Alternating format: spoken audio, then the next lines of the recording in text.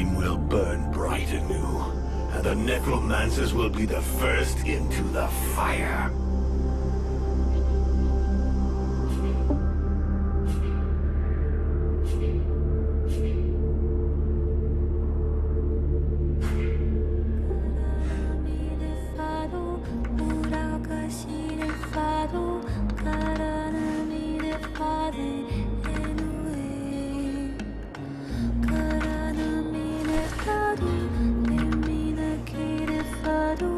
If I remove these spears, the Ice Lords will lose their power. But what will happen to Vertiel? Thy world is weary, all but extinguished. Nothing remains to be saved.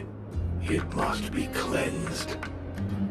But inside me is all the power I need to regenerate my world.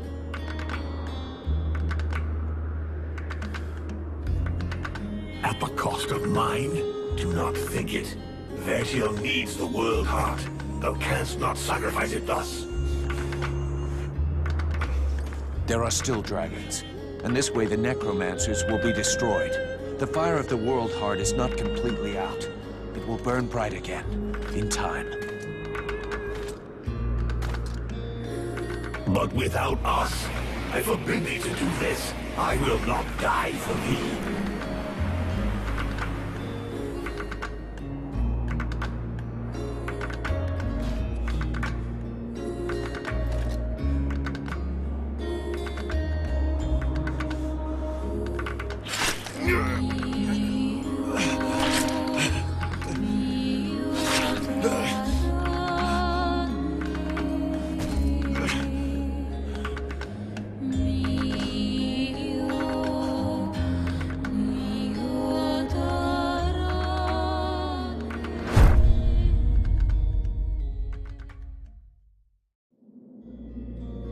And so ends the tragic, though nonetheless heroic tale of Vulcan Half-Demon.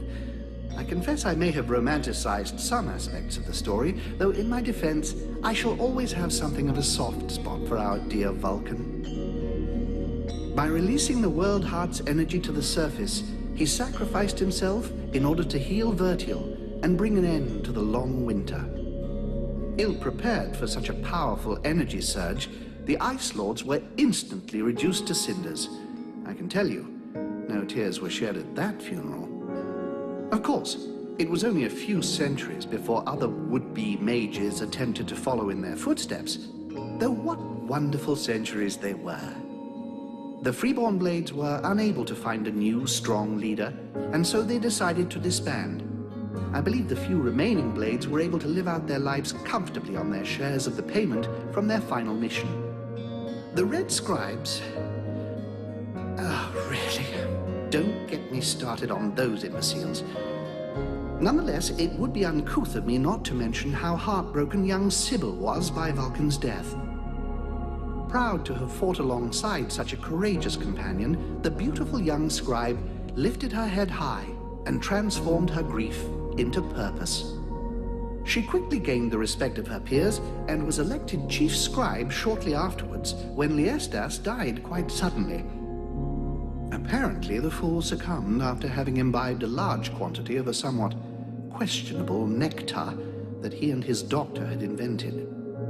And as for myself, well, my goodness, I fear that is an extremely long story, and you would quite literally die of boredom before I finished the telling of it. But you see, that's what I like so much about mortals.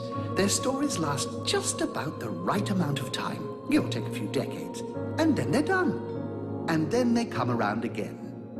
One thing is certain, I have all the time in the world, so who knows?